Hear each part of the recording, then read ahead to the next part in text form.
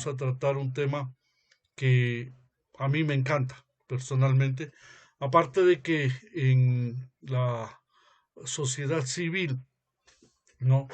Estamos por celebrar el día de mañana, el Día de la Madre. Perdón un minuto.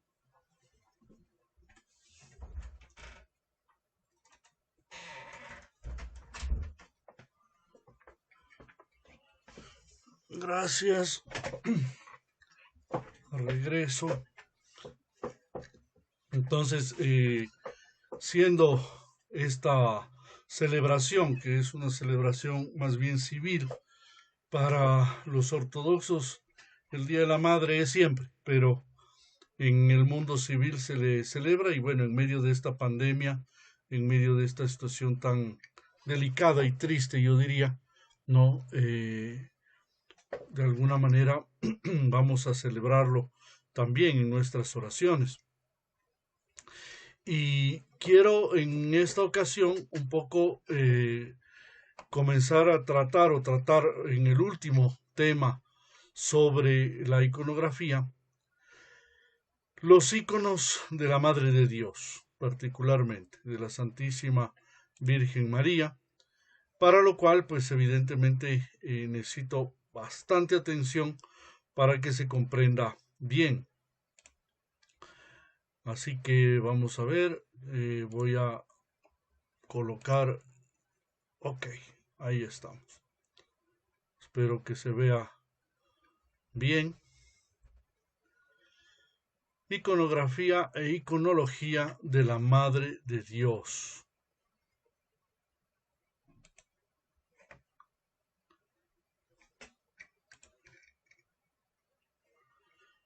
Muy bien. San Lucas es considerado el primer iconógrafo. La tradición ortodoxa atribuye los primeros iconos de la Virgen, de la Madre de Dios, al evangelista San Lucas, quien habría pintado 3 imágenes poco después de Pentecostés. Uno pertenece al tipo denominado Eleusa, que en español se denomina sin mucha propiedad, o sea, sin ser muy accurate, sin ser muy detallista en lo que realmente significa Virgen de la Ternura. Y representa a una caricia mutua entre madre e hijo, destacando un sentimiento humano, la ternura y el amor maternales. Se trata de la imagen de una madre que sufre profundamente por el suplicio que le espera a su hijo y que aguarda conscientemente y en silencio sus inevitables sufrimientos. La segunda imagen que se atribuye a San Lucas y que se piensa que él pintó es la que corresponde al tipo denominado odigitría, es decir, la que indica o lleva por el camino. En este caso, la Virgen y Jesús Niño se representan de frente, vueltos hacia el espectador, y esta imagen hierática y majestuosa enfatiza la divinidad del niño. En cuanto al tercer icono, este representa a la Virgen sin su hijo, y la información sobre este icono resulta confusa y posiblemente se asimilaría al de la Virgen de la Deesis, es decir, en oración dirigiéndose a Cristo. Esto está tomado del libro Teología del Icono de Leonel Upemsky. Por lo tanto, lo primero que debemos conocer y saber es de que se atribuye a San Lucas, el evangelista, sabemos que según la tradición él era médico, no médico como hoy en día entendemos que es ser médico, evidentemente, sino que él curaba, tenía conocimiento sobre la naturaleza humana, sobre las diversas situaciones, era un hombre letrado, evidentemente sabía perfectamente leer, escribir, razón por la cual fue uno de los evangelistas o uno de los que llevó el evangelio. Cuidado con que a veces decimos la gente en el lenguaje común en español se equivoca bastante frecuentemente y dice a los evangélicos, es decir, aquellos quienes siguen la doctrina de Jesucristo según el Evangelio, o reformados o protestantes, les dicen evangelistas, se ha hecho evangelista tal persona. No, no, los evangelistas fueron 4: Mateo, Marcos, Lucas y Juan. ¿No? Entonces, cuando alguna persona yo le escucho decir se ha hecho evangelista, le digo, ¿cuál de los 4 se ha hecho? ¿No? Porque no es correcto, ¿no? Entonces, lo correcto es entender de que Lucas fue uno de los evangelistas, de los que escribió uno de los evangelios de la vida de nuestro Señor Jesucristo. Ahora, hay que tener cuidado porque la Iglesia Occidental un poco interpreta, ya eso es un camino posterior que se da, y es decir, dicen, no, no, no, no es que Lucas pintó, él no pintó, sino que como describió también a la Madre de Dios y habló de los diferentes sucesos del nacimiento, etcétera, entonces hizo como una descripción y por eso es que se dice que pintó. No, nosotros creemos que él pintó y que hay imágenes que verdaderamente él dejó escritas o pintadas, como se podría decir, desde un inicio. Y por lo tanto, para nosotros verdaderamente él dejó unas imágenes que nos ayudan a tener un referente de la Madre de Dios. Y por lo tanto, continuamos. La Madre de Dios, que se llama Eleusa, aquí tenemos, ¿no? Significaría, Eleusa es ternura en griego. Y es el nombre con el cual se conoce al icono de la Virgen de la Ternura. Se le dice así. La inscripción Eleusa aparece en algunos iconos bizantinos en los siglos IX y X, en una iconografía muy estandarizada que representa a la Virgen María y al Niño Jesús en una relación personal entrañable. Es decir, aquí vemos la imagen en donde prácticamente forman un solo cuerpo, están muy estrechamente unidos y donde ella está acercando su carita totalmente al niño. María, que aparece sentada, sostiene al niño con uno de sus brazos mientras presiona la mejilla del bebé contra su propia mejilla, lo que yo digo en lenguaje común, cachete con cachete, ¿no? Y el niño le devuelve ese gesto de cariño, bien abrazándose a ella con un abrazo, bien acariciándole el rostro, es decir, hay varias posibilidades de que el niño, aquí por ejemplo, le está agarrando prácticamente de la barbilla, ¿no? Y se está sosteniendo acá del bracito, ella está por debajo sosteniéndole al niño, cargándole, ¿no? Pero esto puede cambiar, es decir, el brazo del niño podría pasar por detrás del cuello de la Madre de Dios, o podría los dos brazos totalmente abrazarla. Hay varias formas y a todas estas formas, sobre todo que están muy cerca, vuelvo a repetir, el rostro del uno y del otro, se les llama eleusa, que significa ternura, ¿no? No es que esa es la Virgen de la ternura, es la que concede ternura. No, no, no, no, es una expresión, es decir, de que ella está con ternura acariciándola al niño. Y el tipo Eleusa es una serie más tierna de la iconografía mariana, revelando el lado íntimo de la comunión de la madre con su hijo. Déjenme que chequeo aquí cómo estamos. Ok.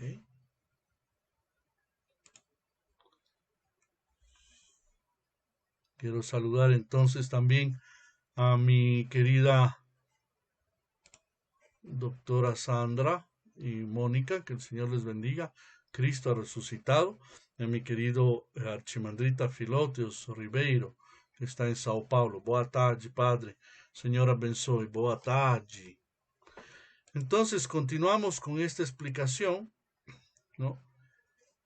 Tenemos a estas opciones, digámoslo así, vamos a ver, de la Madre de Dios. Se les puede llamar otras iconografías eleusas. Esta es muy conocida, la que tenemos aquí, es muy conocida. Mucha gente la conoce, la ha visto, ¿no?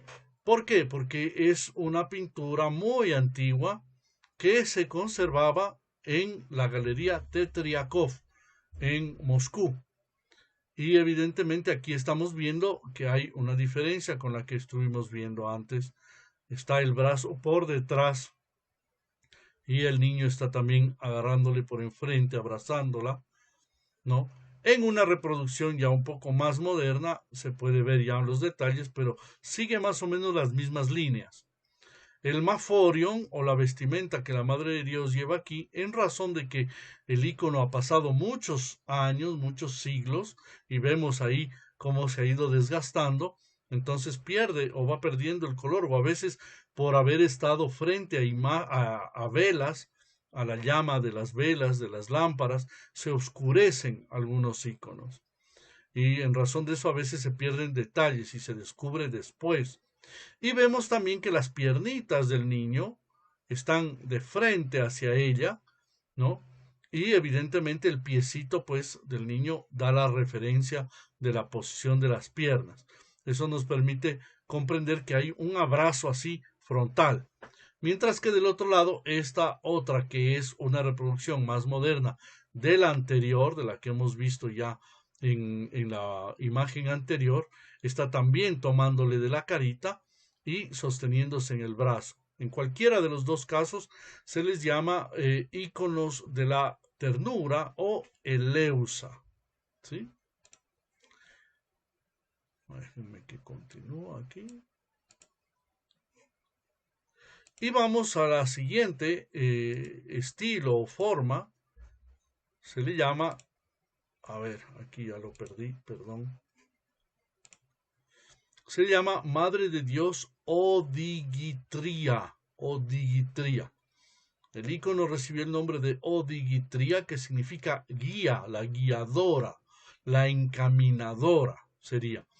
Tras un esclarecedor milagro realizado sobre dos hombres ciegos, a los que recogió estando perdidos y los guió hasta dejar a salvo frente a su ícono en la iglesia de Blaquerna, esto es, en Constantinopla, donde oraron y dieron cuenta de la intervención milagrosa de la Virgen. Sin embargo, volvemos a la representación. Tenemos una imagen de la Madre de Dios, en esta ocasión está totalmente de frente hacia la persona que está mirando, y ella con su mano, aquí está su mano, está señalando a aquel que es el camino, porque Jesús dijo claramente, yo soy el camino, la verdad y la vida. Por lo tanto, el niño está bendiciendo y en la otra mano generalmente suele tener un rollo. Ese rollo significa la escritura o también la voluntad de Dios. Es decir, es Jesús que viene al mundo trayendo la voluntad del Padre para que el mundo pueda cumplir. Y Él toma carne humana de la Madre de Dios, de la cual se encarna, para traernos ese mensaje. Unos siglos después, cuando las persecuciones iconoclastas pusieron en peligro los iconos existentes, unos clérigos ortodoxos tomaron en secreto el icono de la Odigitria de la iglesia de Blaquerne y lo llevaron al monasterio de Pantocrátor. Allí lo escondieron en un hueco hecho en una pared de la iglesia sobre la que encendieron una lámpara, conjurándose o prometiéndose a mantener en secreto de este lugar para proteger el icono a salvo de la persecución. Muchos de los iconos en general tienen historias que evidentemente para los fieles ortodoxos en razón de su devoción, de su amor, de su fe, son verdaderas. Pero cuando comienza alguien y comienza a decir, ¿será que fue verdad? ¿Será que esto? ¿Habrán pruebas? ¿Habrán documentos? Ahora, para nosotros la iconografía no necesita comprobación. Esta es una de las cosas que nos difieren o que tenemos diferente de la iglesia occidental. La iglesia occidental le gusta que siempre saber de dónde viene, a qué hora lo pusieron, si fue no así, asado. Para nosotros no es necesario, es la imagen de la Madre de Dios. Ahora, una de las cosas que es tremendamente importante entender, que para nosotros es la Madre de Dios, Mister Theu, la Madre de ese Señor todopoderoso, creador del cielo y de la tierra, que prestó su vientre y que ella dejó que el Espíritu Santo, a través de la voluntad del Padre, descienda sobre ella y ella aceptó en su voluntad que tome de ella, pues, su base, su fundamento ¿no? Y por eso lo engendra. La palabra engendrar es una palabra muy fuerte que tiene mucho que es importante comprender, ¿no? Y evidentemente le da ese tisú, ese tejido, esa vivencia en carne humana. No es apariencia.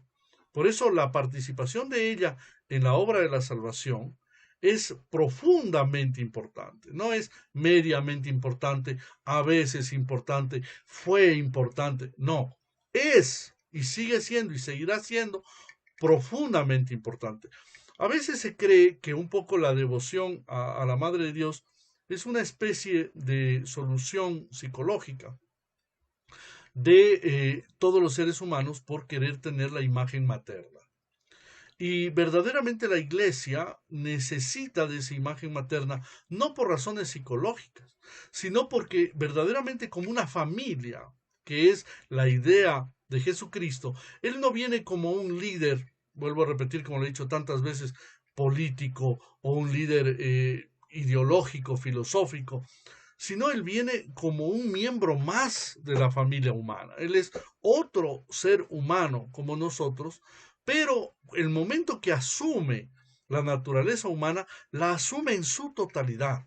Y al asumirla en su totalidad, también la redime en su totalidad. No puede haber una redención a medias. No existe redención a medias. Lo que puede pasar es que algunos de los participantes de esa redención, es decir, las personas, nosotros, neguemos la aceptación de esa redención. Eso ya es el libre albedrío, esa es la realidad de cada persona. Cada persona puede no querer, como decimos vulgarmente, no le da la gana, y simple y sencillamente se cierra a la gracia que Dios le está regalando. Pero la gracia y la obra de salvación es, número uno, completa y abierta a todos. Por eso cuando alguien comienza a decir, es que yo no sé si soy digno, Dios será que realmente quiere, obvio, es que Dios no deja a ninguno fuera del plan de la salvación. No hay una elección, ¿no? Y por lo tanto, evidentemente, María es copartícipe directa y funcional de esa obra de la salvación. Vamos a ver, saludos a Margarita Yepes Terán, también Cristo ha resucitado. Dice Josué Escamilla, ¿esto implicaría que San Lucas conoció a nuestro Señor cuando aún era niño? Nosotros creemos que probablemente San Lucas fue directamente, puede haberlo conocido, hay parte de las historias que dicen que podría haberlo conocido, pero sobre todo nosotros creemos que la mejor forma de conocerlo fue a través de San Pedro. Según las historias y según lo que se sabe, Lucas habría sido un discípulo directo de San Pedro y posteriormente de San Pablo. Es interesante lo que sucede con Pablo. Pablo tenía un carácter bastante fuerte y parece ser que en algún momento incluso hace mención de las actitudes de Marcos, ¿no? Incluso da a entender de que Marcos eh, era un poco temeroso y asustadizo y como que huyó. Y quien escuchó todos estos relatos fue Lucas. Y evidentemente es San Lucas quien establece el libro de los Hechos de los Apóstoles para poder escribir los relatos posteriores a la vida de nuestro Señor Jesucristo. Todo eso, bueno, es escritura, es la Biblia y podríamos ir para eso otro día, pero estamos centrándonos en la iconografía. En Occidente, la Virgen del Perpetuo Socorro parece que toma muchos elementos de este icono ortodoxo. Muy bien, Miguel Ángel, vamos a tocar el tema de la Virgen llamada del Perpetuo Socorro, pero vamos primero a esto para primero entender la base y después ir a las partes secundarias. Eh, bueno, saludos también a Jesús Morales desde México, Cristo ha resucitado, a mi querida Patricia Anastasia y a Ronald David Mero. Que el Señor les bendiga a todos. Seguimos con esta explicación. Por lo tanto, siendo la Madre de Dios la que muestra el camino, vámonos acá. Cuando volvió la paz a la iglesia tras el concilio segundo de Nicea, los que ya me acompañaron en las charlas referente a los concilios, conocen que hubo el segundo concilio de Nicea en el 787, después de todo ese periodo terrible que se llamó el periodo iconoclasta, es decir, el periodo de persecución contra los iconos sagrados. Entonces dice que ahí, cuando se acabó eso, en el año 787, se iniciaron los trabajos de localización del icono escondido de la Virgen, conocida como Odigitría, y trabajos que se prolongaron sin éxito en el tiempo, es decir, no fue inmediato. Sin embargo, por una revelación divina, el icono fue encontrado escondido en la pared de la iglesia del monasterio Pantocrátor, sirviendo de señal una lámpara encendida que milagrosamente no se apagaba nunca. La imagen que tenemos aquí es una reproducción del icono de la Madre de Dios Odigitría, la que muestra el camino, está mostrando a Jesús, ¿no? Pero está hecha en mosaico. El mosaico es una técnica también bizantina muy antigua, en la cual se cortan pequeñas téselas, que son pedazos de cerámica, muchas veces hechos ex profeso, a propósito, para esa imagen, otras veces tomado de otras restos de esas, vamos a llamar cerámicas cocidas de diversos colores, y uniéndolas se crea la imagen de color. De hecho, el mosaico es una de las obras de arte más maravillosas que se puedan imaginar dentro del arte en general. Por lo tanto, volvemos nuevamente a esta explicación que estamos dando. San Lucas, según la tradición de la iglesia, pinta tres imágenes que evidentemente nadie sabe hasta el día de hoy cuál es la original. Hay muchas que se atribuyen y dicen, esta es la de San Lucas, esta es, no se sabe. Pero ¿qué es lo interesante? Y esto es algo que es fundamental para entender los iconos. Una vez que una imagen es pintada, es escrita, se le llama así escrita porque se entiende que es como escribir una historia, no es solamente pintar, es escribir algo que tiene un mensaje que trasciende, un mensaje que va mucho más allá del antojo o del gusto del iconógrafo, del hombre o la mujer, monje, monja o laico con aptitudes y con bendición y permiso del obispo, que elabora en oración, en ayuno, estos iconos. Y evidentemente transmite esa energía divina que recibe a través de su vida de oración y de su actitud también y de su correspondencia a la gracia de Dios, entonces va escribiendo esta imagen y esta imagen va recibiendo al mismo tiempo esa energía divina, por lo tanto no es un cuadrito, no es una pinturita, no, es algo que trasciende mucho más allá. Y San Lucas dejaría entonces tres imágenes, una eleusa, que es decir, de ternura, la Madre de Dios que está junto al niño ahí, y una que se le llama odigitría, o que muestra el camino, que le está señalando, Él es el camino, ¿no? Y luego vamos a continuar con nuestra explicación. Vemos esas odigitrías en sus diferentes poses ya posteriormente, ¿no? Algo que debemos comprender es que la iconografía, déjenme ver aquí, algo pasó. Están viendo las imágenes, que hicieron un reporte de si es que están viendo las imágenes. Ok, parece que sí.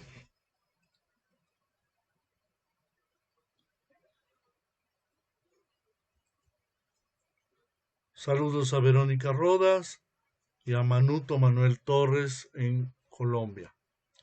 Entonces, continuamos con la explicación. Aquí ustedes están viendo estas otras iconografías o digitrías, es decir, que siguen la misma forma, pero hay diversidad, hay cosas diversas o diferentes. Entonces, por ejemplo, en esta, vuelvo a repetir, todas estas no son antiguas, son iconos que ya han sido pintados, puedo decir recientemente, pero todas estas mantienen el canon, la norma iconográfica de los primeros siglos. Y por lo tanto vamos a ir viendo, por ejemplo, primero tenemos aquí diferencia en estas tres odigitrías porque muestran al camino, muestran a Jesús, pero de forma diferente. Esta lo muestra como que está levantando y con suavidad, o sea, no está tanto señalando, como que tiene el respeto de incluso no querer señalarlo, sino sugerirlo. Y el niño está evidentemente sentado, apoyado, tiene su manito bendiciendo, el rollo igual. Entonces es interesante ver la posición de la mano de la Madre de Dios. Igual en el segundo, vemos cómo tiene la mano en cambio apoyada, no está forzada. Pero el niño está igualmente bendiciendo. En los dos casos, el niño está mirándole a la Madre de Dios por igual y la Madre de Dios está también mirándole. No es una mirada un poco perdida, pero que se ve, se logra ver la conexión que hay, ¿no? Y el rollo de la escritura. Sin embargo, hay diferencia entre la una y la otra en que el color del maforion, el color del manto general de la Madre de Dios es distinto. Rojo aquí, azul acá, ¿no? Ahí hay una diferencia. ¿Por qué puede darse una diferencia? Bueno, porque el iconógrafo siente, considera que debe transmitir algo dentro del esquema que ya existe y que respeta totalmente, pero él ve y dice, voy a transmitirlo así. Por lo tanto, en eso ya es el obispo que recibe después el icono, el que lo consagra y el que acepta para que sea público. Y dice, sí, ok, lo acepto para que sea verdaderamente un icono para que el público lo conozca. Sin embargo, vemos esta tercera imagen en la cual es ya diferente. Vemos que ya el tipo de pintura, el tipo de iconografía es distinto, es bastante más fotográfico, ¿no? Y es un icono eslavo, es decir, es un icono ya no de tradición griega, sino de tradición rusa. Y en ese icono vemos que hay mucha más profundidad en la pintura, mucho más parecería ser una fotografía. Ahí es cuando comienza a aparecer algunos rasgos que podrían comenzar a perderse de la iconografía original, ¿no? Sin embargo, gusta mucho y particularmente en los países occidentales, como somos nosotros, gusta bastante esta forma de iconografía en algunas personas porque es más cercana a lo que estamos acostumbrados, ¿no? Generalmente esta otra iconografía en general es menos comprendida. No significa que no gusta, pero es menos comprendida. Y esta de acá, en cambio, tiene ya unos detalles. Vemos que tiene una corona y vemos que aquí los piecitos del niño son distintos. ¿Por qué son distintos? ¿Qué ha pasado aquí? Lo que ha pasado es que los ha cruzado. Por lo tanto, esta imagen, aunque es una odigitría, ha tomado una advocación particular, es decir, ya dentro de ese conjunto del tipo de pintura o de la forma del mensaje que se quiere transmitir, ya toma una particularidad, y es que este icono se le llama la gorgoepikos. Gorgoepikos en griego significa la que escucha rápidamente, la que cuando se le pide rápido contesta, ¿no? ¿Por qué? Porque sucedió un milagro. No voy a entrar porque hay historias que podríamos pasarnos meses aquí comentando sobre los iconos, pero verdaderamente hay un milagro también detrás de esta imagen en particular y fruto de eso se le llama eso, la que rápidamente escucha. Ahora, viene la pregunta, entonces, ¿esta imagen es más poderosa que estas otras imágenes? No, no. La Madre de Dios se vale de cualquier imagen y sobre todo quienes obran y quien obra los milagros es Dios. Ya es un poquito una cosa que puede caer en superstición el creer que tal o cual imagen es, yo diría, más o mejor. Eso hay que quitárselo. hay que comprender que uno debe amar a la Madre de Dios, punto. Eso es lo fundamental. Los íconos pueden tener un gusto, es decir, una persona puede decir, me agrada más, me siento más, no sé qué tiene, pero me siento más atraído. Eso ya es gustos personales, pero bajo ningún aspecto un ícono es superior, mayor o mejor que otro. Y vamos a pasar a la última, yo diría, forma. Déjenme ver. Aquí está. La última forma que se atribuye a San Lucas que él pintó se llama la Madre de Dios que intercede, la deesis. Cuando la Madre de Dios aparece así sin el niño, pero se le ve con sus manitos que está delante ante Cristo orando. Aquí vemos, por ejemplo, este mosaico maravilloso, hermoso, que todavía se conserva en la Catedral de Santa Sofía en Estambul, en Constantinopla. Hoy en día esa gran catedral es un museo, pero durante muchos años, después de las tragedias del año 1450, en que Constantinopla cayó en manos de los musulmanes, el templo dejó de ser un templo cristiano y pasó a ser una mezquita musulmana. Los musulmanes no aceptan las imágenes, por lo tanto, en muchos lugares destruyeron esas imágenes. Esto es lo que más o menos quedó y lograron salvar de eso, y lo que hicieron algunos fue colocar encima de esas imágenes letras o símbolos, porque ellos consideran que la única forma de adorar a Dios es poder escribir y con escritura versos del Corán. Y entonces, gracias a eso, se logró proteger algunos mosaicos hermosísimos de Santa Sofía. Sin embargo, volvemos a la idea principal, es que cuando vemos delante de Cristo, generalmente delante de Cristo, a su madre y a San Juan Bautista, con sus manos extendidas, significa que ellos están intercediendo, están pidiendo, están suplicando ante el único que puede hacer, el único que es el pontífice, el puente entre Dios y los hombres, que es Jesucristo hombre, que es tal como lo dice San Pablo, está pidiendo, está suplicando. Por lo tanto, a esta forma de pintar a la Madre de Dios sin el niño, que no es común, es pocas veces se la ve hacia la Madre de Dios, porque la Madre de Dios se la venera, se la respeta, se la ama, se la quiere, en razón de su prerrogativa, es decir, de lo que en su función ella recibió, que fue ser la madre de Jesús, que era el Mesías, que era el Hijo de Dios. Entonces, en razón de eso, era la madre de Dios. Y por lo tanto, nunca, muy raras veces, se la ve sin el niño. Sin embargo, aquí tiene que ver, ¿por qué? Porque está intercediendo, está orando, está suplicando ante su hijo para pedirle algo en particular. Saludos a mi querido Nectarios y saludo a Ricardo Hernández Murillo. Que el Señor les bendiga. Así que voy a responder, voy a ir un poquito atrás. Lo que dice Nives, dice San Lucas, ha estado siempre vecino en los momentos más fuertes de Jesucristo y de María, bajo la cruz y al sepulcro.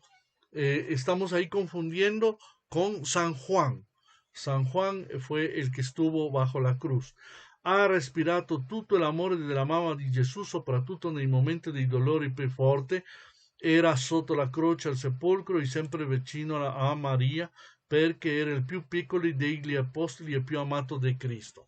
Carissima Nives, stai un po' sbagliata, nel senso che San Luca non era il più giovane, no? È stato un discepolo posteriore che è stato sotto propriamente Santo Pietro, no? De chi tu parli è de San Giovanni, de San Juan. Le estoy aclarando que está confundida con San Juan. Y vamos a ver, continuamos, su bendición, la terza nono capito, como si llama rápidamente, en sucia cosa vuol dire. Intercede, la deesis, quella che intercede. intercede. Buenas tardes, la iconografia es hermosa, Dios le bendiga, muchas gracias. Allora vorrei fare una preghiera alla Madonna che intercede per mio cugino che è in fine di vita. Vami a pregare, carissima Nives, ma dobbiamo seguire con la nostra lezione.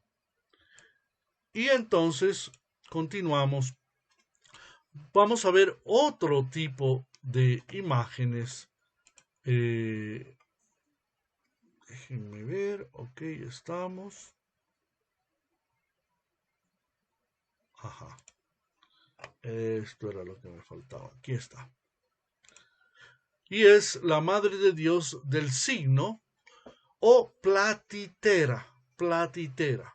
Esta es una representación iconográfica que es muy frecuente en los templos ortodoxos, sobre todo en la parte principal del templo, al fondo, en el altar, en la parte alta del techo, en la gran cúpula, si es que se puede tener un templo con una cúpula, pues generalmente se coloca a la Madre de Dios así, como le están viendo ahí, con sus brazos abiertos, que significa igualmente intercesión, petición, súplica ante el cielo.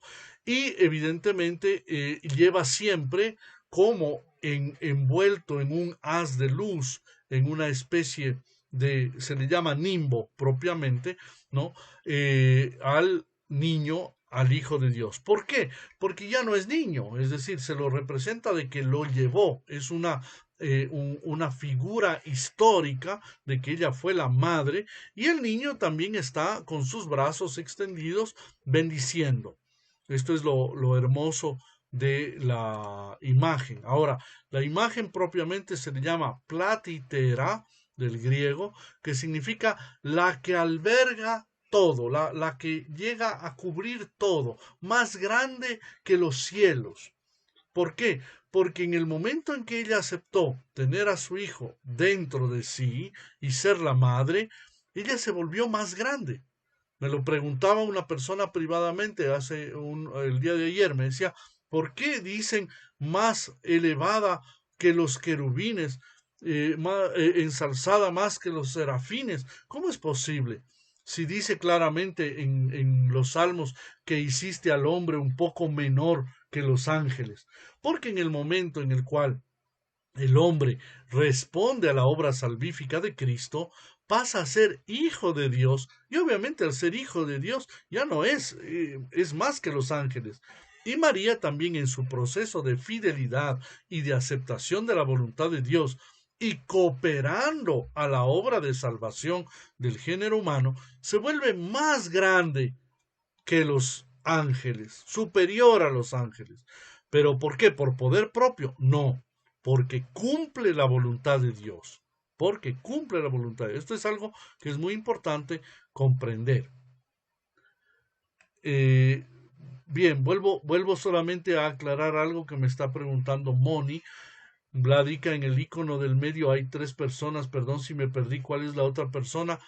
Es Jesucristo en el centro, la Madre de Dios a un lado y del otro lado San Juan Bautista. San Juan Bautista, que fue el primero de los nacidos de mujer, según nuestro Señor Jesucristo y según lo que él mismo declara. Continuamos. Entonces existe en los templos ortodoxos, en esta parte del fondo, donde hay una gran cúpula, siempre se pinta la Madre de Dios generalmente así, grande. Y casi siempre en los grandes templos uno entra y se queda asombrado porque mira, wow, la Madre de Dios ahí en el cielo, en el techo, ¿no? Porque significa que ella fue la que nos ayudó, cooperó para la obra de redención con su propia vida. Esta forma que se le llama Madre del Signo, y se le llama del signo porque está evidentemente teniendo el signo, la manifestación de Dios en sí misma, puede tener algunas diversas expresiones.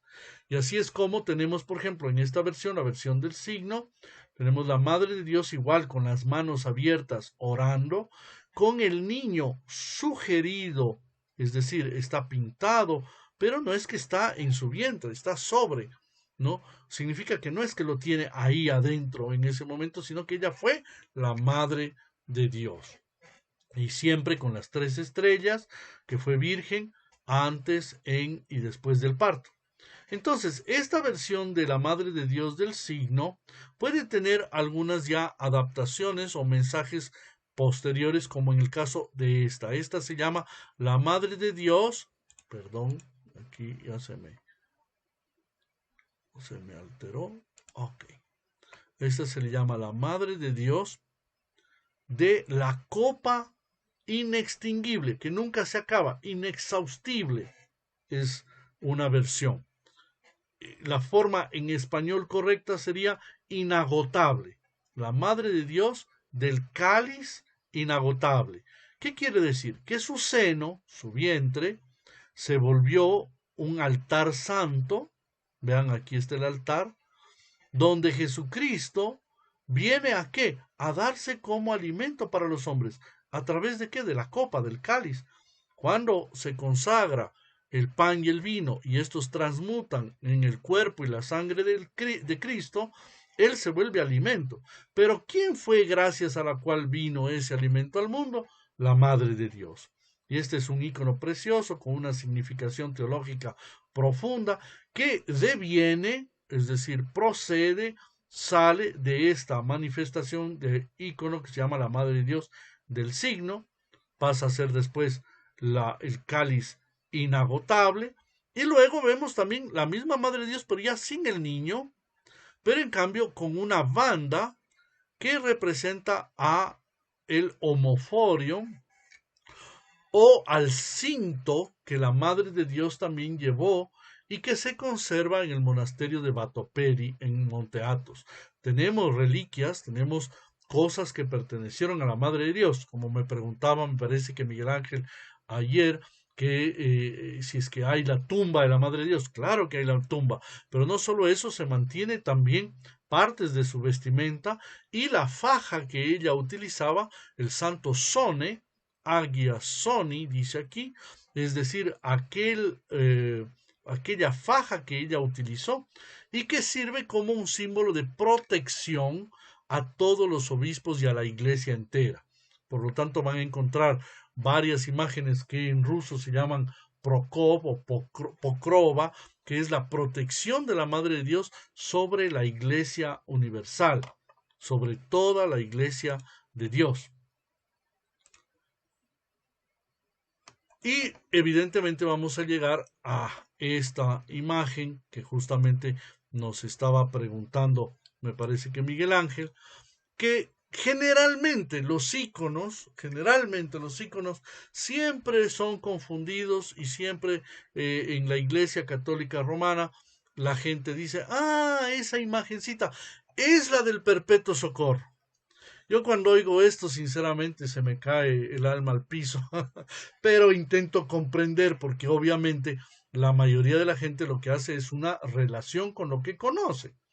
Y evidentemente esta imagen que originalmente se llama Madre de Dios de la Pasión, ¿no? Aquí está hay que corregir, está sin acento. Pasión. Bien. Entonces la Madre de Dios de la Pasión fue un ícono que era un ícono también ortodoxo, que tenía su templo en Constantinopla. Como sabemos, tristemente Constantinopla fue atacada y fue abandonada de la ayuda de la iglesia occidental, que era poderosa y que tenía ejércitos, y tristemente cayó en manos de los musulmanes. Y claro, algunos dicen en la historia o leyenda falsa que se dice, la falsa leyenda, que el icono de la Madre de Dios del Perpetuo Socorro fue sacado para librarlo de los musulmanes. No era para librarlo, se lo robaron. Así de sencillo. No es como que yo me meta a un banco y diga, para salvar el dinero de todos los que pueden robárselo, me lo llevo. No, no, no. Eso es robo, gústenos o no nos guste. Y efectivamente estos soldados, entre comillas, devotos, se robaron esta imagen que era la Virgen de la Pasión. ¿Por qué se llama la Virgen de la Pasión? Porque tiene a los ángeles alrededor con los símbolos de la pasión. ¿Cuáles son los símbolos? La cruz, la corona de espinas, la lanza, el hisopo, todos los símbolos que tienen que ver con la pasión en las manos. Ahora, el niño está mirando a un lado porque está como asustado, porque está mirando la pasión que viene sobre él, lo que él va a sufrir por nosotros. Así que evidentemente sorprende, se asusta y de alguna manera el icono representa que María consuela o socorre. Por eso se le llama también perpetuo socorro y está bien dado el nombre, aunque su nombre es Madre de Dios de la Pasión.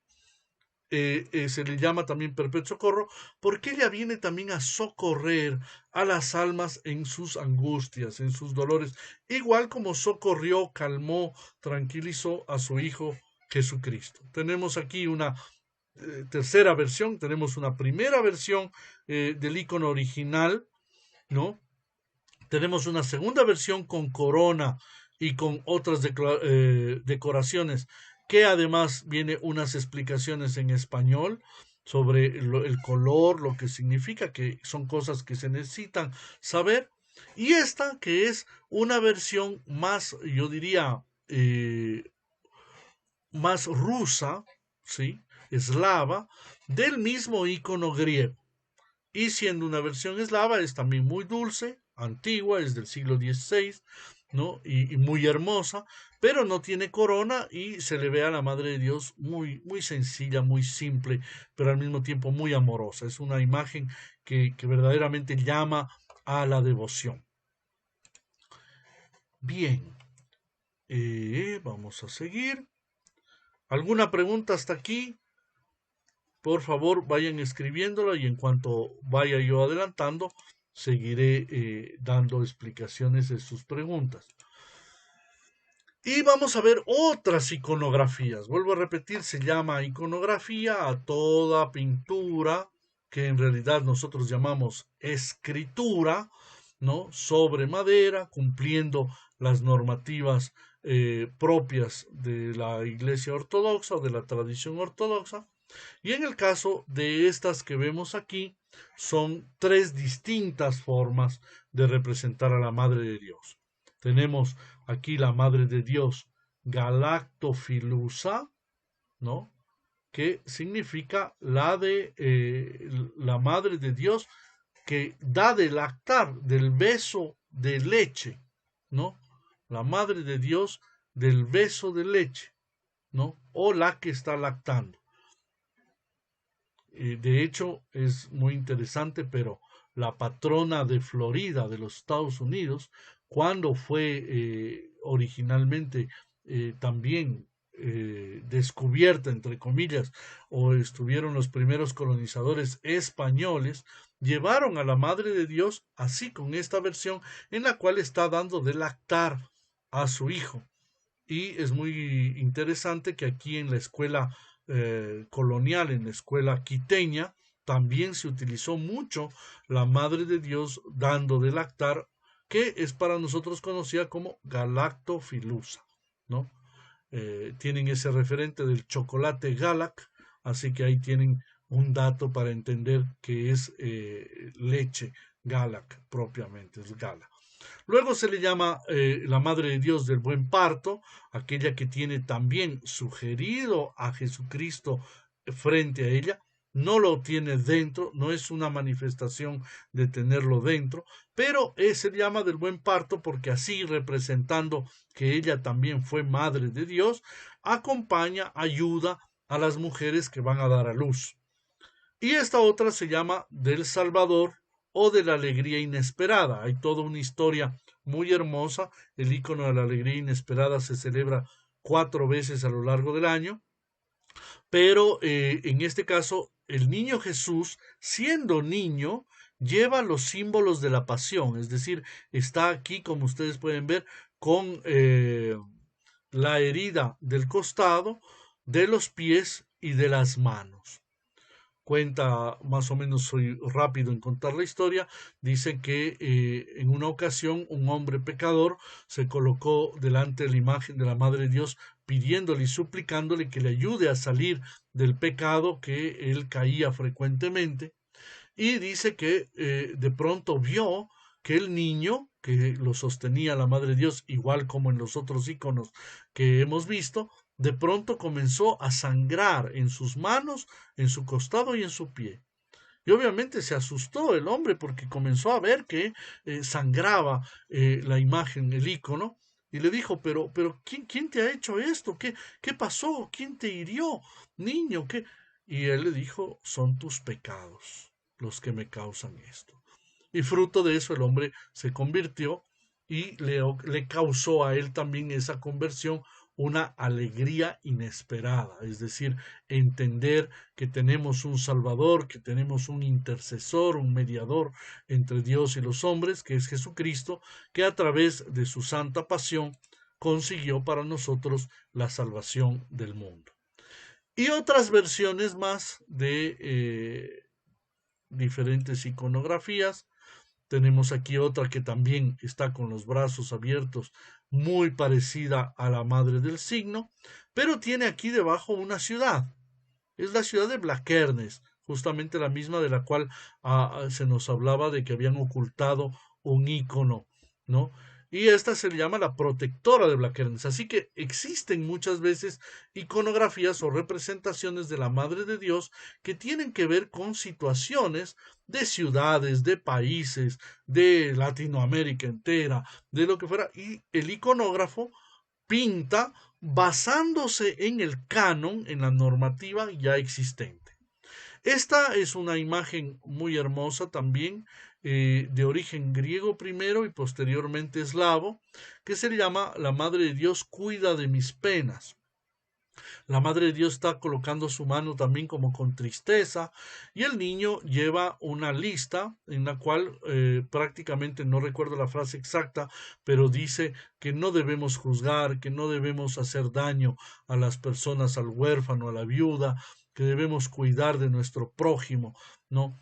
Y evidentemente dice, cuida mis penas, porque nosotros podemos confiar a la Madre de Dios y decirle, ayúdame, socórreme en estos momentos tan difíciles.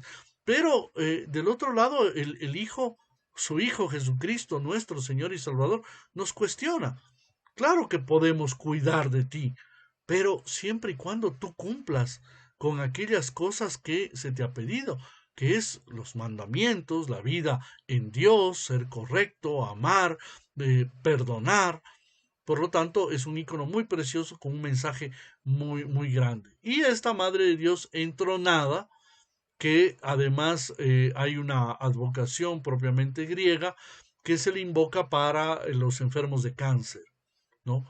Quiero ser en esto enfático, quiero volver nuevamente a aclarar, los iconos no es que tienen una función especial, no es que se dice, este icono sirve para los zapateros, este es para los electricistas, este es para los que lavan la ropa. No existe eso, no hay advocaciones propias, sino que muchas personas que han tenido ciertas circunstancias particulares han recurrido a ese icono y han recibido gracias. Entonces, hay iconos que generalmente, como esta que digo para el cáncer, ¿no? Que es la Madre de Dios entronada. Sin embargo, no es que es especialista en cánceres, ¿no? No, sino que mucha gente tiene devoción y ha obtenido la gracia del milagro de Dios a través de Jesucristo en su Madre bendita, en ese icono. Pero por eso hay que ser muy claros, no es que existe, porque ahí caemos, volvemos a un tema de superstición, en donde parecería que cada icono tiene, como igual en las advocaciones en la iglesia occidental que hay la Virgen de Lourdes, la Virgen de Fátima, la Virgen de la Medalla Milagrosa, la Virgen del Cisne, la Virgen del Quinche, ¿no? Entonces vienen los protestantes y dicen, mira, ustedes tienen una colección de cosas porque... No, es que no son distintas, es una sola Madre de Dios, es una sola, con formas distintas por situaciones, por razones históricas. Hay algunas personas malvadas de corazón, que dicen, es que han hecho un santuario y se han creado una leyenda para según eso sacar la plata. Yo conozco historias maravillosas de íconos verdaderamente extraordinarias y no hay santuario, ni hay difusión, ni la gente a veces ni los conoce y verdaderamente hay cosas extraordinarias detrás de esas imágenes. Por lo tanto, hay que tener el corazón muy torcido o con mucha mala disposición como para pensar de que se crea o se hacen devociones para atraer tal o cual cosa, ¿no? Continuamos en estas explicaciones. Voy a pasar a la siguiente. Y esto que me parece muy interesante que ustedes conozcan es que los íconos, conforme fueron teniendo gran repercusión en la vida cristiana, muchos tocaron el corazón de la gente, ayudaron en su proceso de conversión, en sus momentos de dificultad, de dolor, países enteros se volcaron ante ciertas imágenes. Entonces, por ejemplo, han aparecido como por ejemplo esta que se llama la Virgen de Tikhvin, ¿no? En Rusia es una virgen odigitría, es la que está mostrando el camino, está teniendo al niño, pero le han cubierto de joyas. ¿Por qué?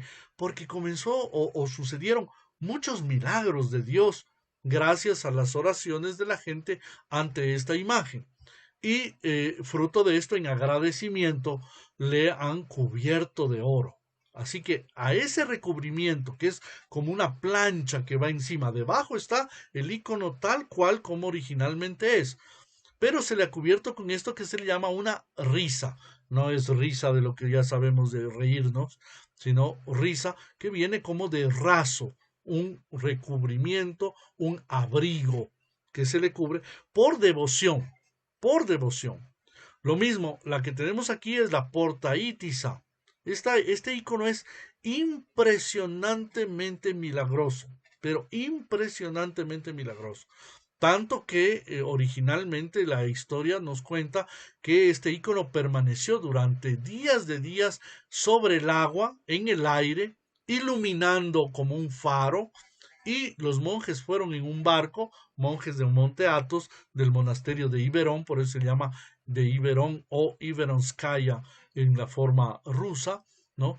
Los monjes de Monte Athos del monasterio de Iberón fueron hasta allá, oraron y el icono descendió, lo lograron tomar y lo llevaron al monasterio. Cuando lo llevaron al monasterio, lo colocaron en la puerta de entrada como una especie de protección. Pero alguien les dice, no, tiene que llevarlo adentro, al catolicón, a la iglesia principal. Así que lo llevaron dentro y lo dejaron ahí con mucha solemnidad, con mucho amor, con mucha devoción. Se fueron a dormir los monjes y al día siguiente, cuando salen y van a abrir la puerta principal, la vuelven a encontrar al icono de la Madre de Dios fuera. Dicen, no, ¿quién se le ocurrió sacarlo de la iglesia y traerlo acá? No, no, no, por Dios, ¿qué pasa? Lo vuelven a llevar hacia adentro, le ponen velas, oran ante la imagen. Y así es como durante muchas veces y ocasiones el icono volvió a la puerta, como que quería quedarse de portera, por eso se llama portaítisa, la que cuida la puerta. Y quedó ahí. Pero ¿qué fue lo que pasó? Que en uno de estos avances de los musulmanes, que muchas veces entraron a monasterios ortodoxos y mataron a todos los que estaban ahí, en una ocasión llegaron estos musulmanes, llegaron ante el monasterio, entraron, rompieron la puerta y cuando entraron se encontraron con la imagen. La historia dice que uno de ellos con esas espadas impresionantes, esas cimitarras, le lanzó un corte a la imagen y aquí, donde estoy señalando en el cachete de la Madre de Dios, le hizo un corte. Una vez que hizo el corte, comenzó a sangrar con sangre verdadera, con sangre humana, y esa sangre comenzó a derramarse. Se asustaron estos musulmanes al ver el hecho que no era sangre que había saltado de algún otro lado, sino que la madera exudaba sangre y huyeron y desde ahí el monasterio quedó protegido. Y por eso se la representa con un cortecito aquí, con unas gotas de sangre sin que sea muy profusas, pero ayuda a comprender. A estos iconos los han cubierto nuevamente con estas risas, con este abrigo en dorado, dejando solamente y esencialmente la cara del niño y de la madre, a veces las manos, en este caso no las manos, y esta de acá que se llama de la ternura o Vladimir, también un icono antiguo. Conforme han sido más antiguos y más milagrosos, más enjolladas o recubiertas ha sido la costumbre del pueblo de Dios de reconocer los milagros que la Madre de Dios ha obrado también por la humanidad. Y luego vamos ya terminando. Quiero mostrarles en este caso todas las posibilidades, porque hay muchas opciones dentro de la iconografía de esa manifestación de la Madre de Dios, ¿no? Aquí tenemos igual como la Madre del Signo, aquí como la Galactofilusa, aquí como la Eleusa de la ternura, aquí igual como la Madre de que muestra el camino, una odigitría, pero en otra forma. Miren la de arriba, la de abajo, cambia. Lo mismo, esta también es muy parecida, esta de aquí a esta de acá, es casi la misma, y esta como la del signo. Sin embargo, también hay iconos que han recibido una cierta occidentalización, es decir, han aparecido y tienen una relación con devociones un poco más occidentales, aunque son ortodoxos verdaderos. Y aquí tenemos a la Madre de Dios que tiene 7 espadas de dolor, ¿no? Es la madre, lo que se equivale a la madre dolorosa, equivalente a lo que aquí se le conoce a la Virgen Dolorosa del Colegio, que también tiene esas espadas, pero con la diferencia de que aquí no hay un corazón, no hay un corazón físico, porque la iconografía nunca representa ninguna cosa interna, ningún órgano, ni nada por el estilo, pero va al mismo principio, son los 7 dolores que la Madre de Dios también vivió a lo largo de su vida, siendo compañera de la obra salvífica de Jesucristo.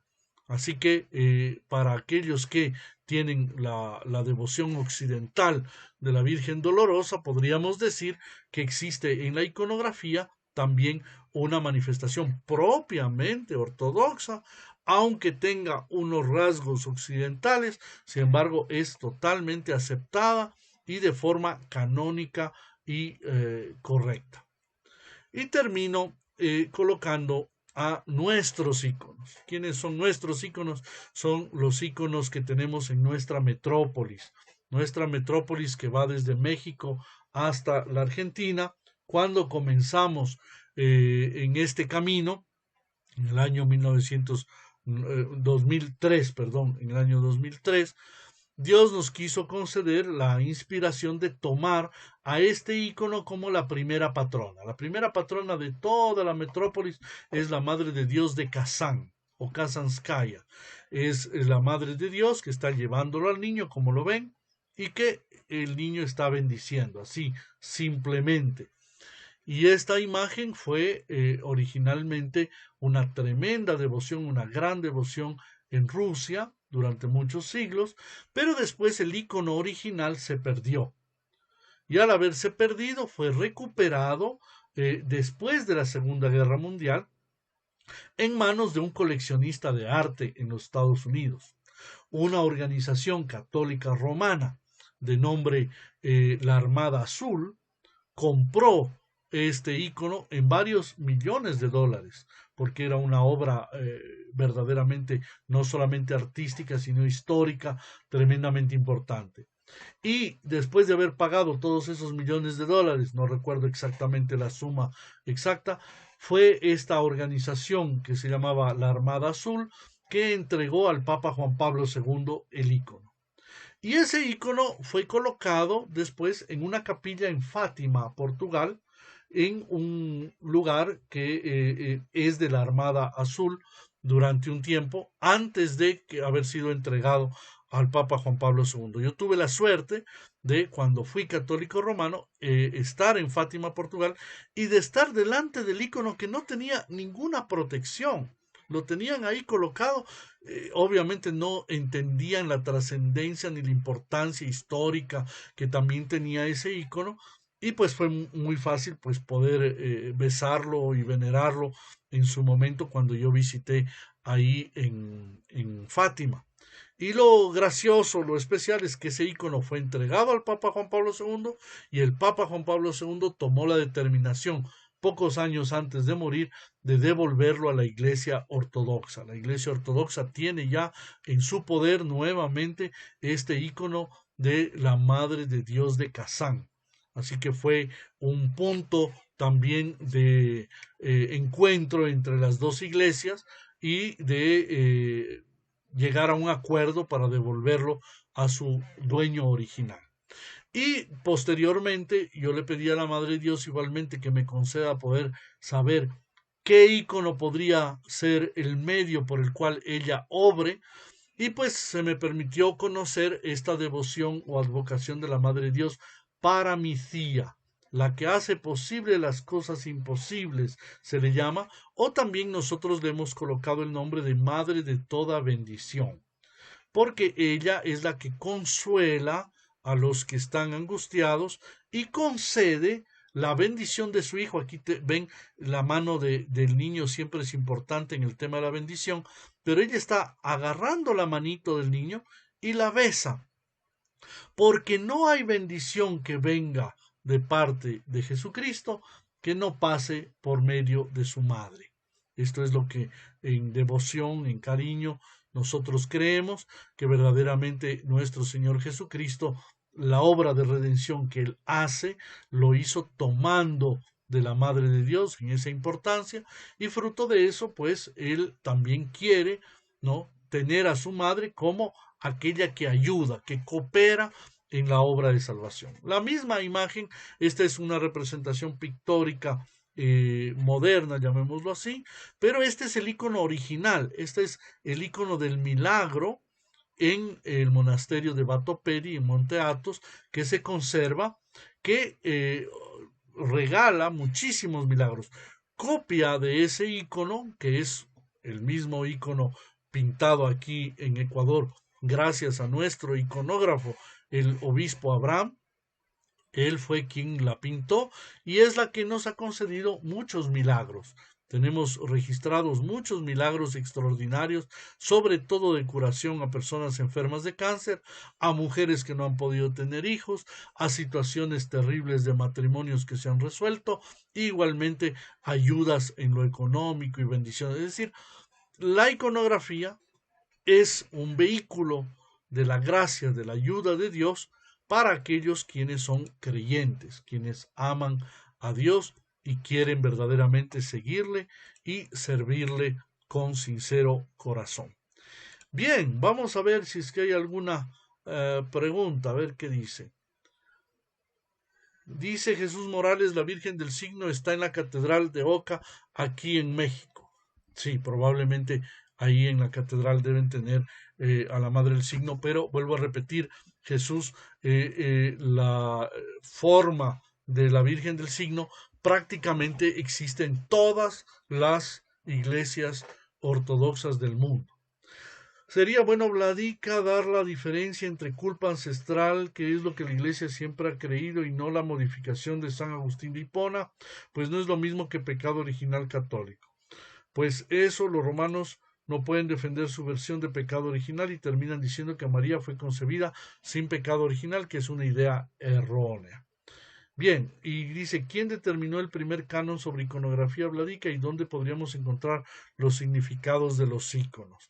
Bien, gracias a Ricardo. Efectivamente es un tema de teología y es un tema bastante profundo, propio para tocarlo en otra ocasión. Llevamos una serie de charlas que procuro dar de 4 a 5 de la tarde y que procuro hacerlo lo más rápidamente posible, como yo digo, a 200 kilómetros por hora. Por lo tanto, no hemos profundizado en esos temas teológicos que ya son bastante más densos y bastante más complejos. Con todo gusto lo trataré en alguna otra ocasión no en este momento de iconografía. Tu segunda pregunta, sí, efectivamente, ¿quién determinó los cánones? Tenemos documentos que tienen su origen desde el año 900 sobre la iconografía y que fueron recogidos y colocados en un cierto orden en el monasterio de Esfigmenú en Monte Athos. Hay una cantidad de documentación de origen bizantino después de la caída del imperio y evidentemente el desarrollo de la iconografía fue poco a poco colocado en libros y en textos. Así que sí hay una normativa y una canonicidad, pero vuelvo a repetir lo que les he explicado a todos. Esto es un curso de 5 días que se han vuelto 6, ¿no? Con el día de hoy y que verdaderamente no se acaba. El tema no se acaba porque da para muchísimo. Y por eso se lo estudia en facultades universitarias ortodoxas, generalmente 3 o 4 años, como un tema único, como un tema único, solo iconografía y lo que tiene relación. A veces los monjes estudiamos o en los institutos donde se ha estudiado cosas ortodoxas como el San Sergio de París, cursos que explican un poco de la iconografía, pero nunca se acaba porque es un tema profundamente largo. Nives dice, e dove si trova dopo il dono alla Chiesa ortodossa della icona di Kasanskaya dopo Fatima? Bravo, l'icono originale di Kasanskaya che è stato ricevuto per il Papa Giovanni Paolo II è stato ritornato alla Chiesa ortodossa russa e si trova a Mosca. A Mosca esiste una grande cattedrale, magnifica, bellissima, dove si chiama propriamente la cattedrale de nostra madre di Kazan e si trova propriamente. In Italia non c'è un'università ortodossa, soltanto istituti e si trovano alcuni, uno l'Istituto Russo di Studi che si trova a Roma, c'è uno, e c'è un altro a Torino e c'è un altro al nord d'Italia che non mi ricordo adesso, ma si trovano alcuni. ¿Cuánto tiempo promedio demora un monje en hacer un icono? Depende un poco de su capacidad, de su ingenio, de su habilidad, pero un icono verdaderamente trabajado toca realizarlo, Miguel Ángel, en fases, ¿no? Y para poder hacerlo en fases, tiene que detenerse, dejar de ayunar, dejar ese proceso, volver a retomarlo. Y por lo tanto, un icono hecho con toda su implicación, dependiendo del tamaño, por ejemplo, ¿no? Te puedo decir, puede tomar tranquilamente 6 meses o a veces un año.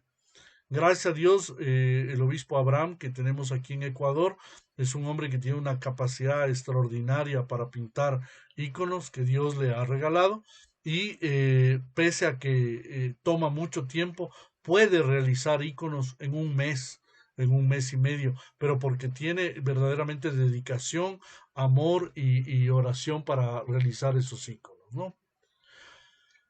No recuerdo si se trova uno a Pistoia. Entonces, estamos todos, con esto terminamos la última conferencia sobre iconografía. Desde el día lunes trataremos otros temas. Yo quiero pedirles a todos y volverles a insistir que se inscriban tanto para responder a aquellas charlas que di la semana anterior sobre monaquismo. Ya está la prueba realizada. Basta con que me escriban y me pasen su correo email y yo se la mando. Hoy es el último día en que están los videos sobre monaquismo, los voy a retirar hoy mismo y desde la próxima semana, esta semana que inicia, es decir, desde el día 11, déjenme que veo exactamente, desde el día 11 hasta el día 16 de mayo, quedan estos videos sobre iconografía para quien le interese volverlo a ver, tomar apuntes y habrá la prueba. para quienes quieran. Vuelvo a repetir, el hacer la prueba es un medio de evaluarse, no es una cosa que de eso dependa ni hacerse ortodoxo, ni caerme mejor, ni ser más amigo mío, no, pero sí, también del otro lado, yo agradecería que tomen la prueba, porque así yo del otro lado estoy más consciente de que no he perdido el tiempo y de que he trabajado esforzándome explicando esto para el bien de las personas. Así que les agradezco si es que toman la prueba y me lo indican por vía privada, por interno, como se dice. Quien tenga interés me dice y yo les mando la prueba. Que Dios Todopoderoso les bendiga. Me quedo profundamente agradecido a Dios por esta oportunidad de haber compartido con ustedes el tema de la iconografía. Les pido perdón si es que no he podido llenar sus expectativas. Algunos quizás creían que iban a aprender a pintar iconos. Y lo que sí espero es que los valoren más profundamente. Y unido a la Santa Madre de Dios en esta conmemoración que mañana se tiene por las madres, la primera y más importante y más grande de nuestras madres es la Madre de Dios. Y todas aquellas mujeres que sigan el camino de Cristo, al ejemplo de su Santa Madre, reciban también la bendición. A aquellas que están y las que no están. Que Dios Todopoderoso les bendiga, Padre, Hijo y Espíritu Santo, ahora y siempre y por los siglos de los siglos. Amén. Hasta el lunes.